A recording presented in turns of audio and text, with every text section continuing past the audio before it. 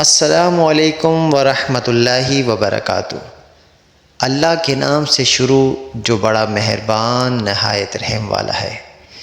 پیارے ناظرین، آج میں آپ کو ایسے وظیفے کے بارے میں بتانے جا رہا ہوں کہ اگر کسی شخص کو بے پناہ عزت اور مرتبہ چاہیے تو وہ اس وظیفے پر عمل کرے، اور یہ وظیفہ اس شخص کے لیے بھی ہے کہ اگر کوئی اسے تکلیف پہنچاتا ہے تو تکلیف دینے والے کو روکنے کے لیے یہ وظیفہ بھی کر سکتے ہیں۔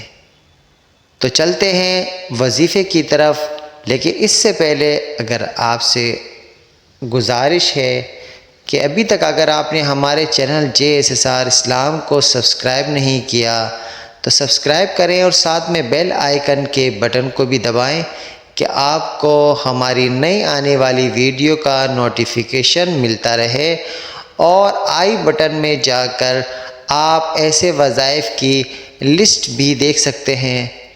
تو چلتے ہیں دوستو ویڈیو کی طرف۔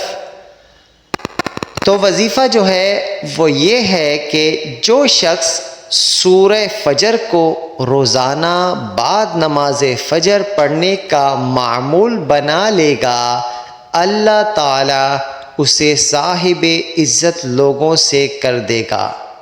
لوگ اس کی بے پناہ عزت اور قدر کرنے لگ جائیں گے، اور اگر کوئی تکلیف دینے کی کوشش کرے گا تو اللہ اس سورت کی تلاوت کی بدولت اسے روک دے گا۔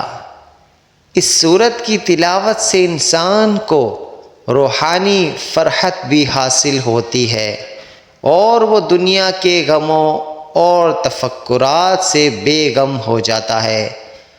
جی تو ناظرین، یہ تھا آج کا ہمارا وظیفہ۔ یقیناً آپ کو پسند آیا ہوگا۔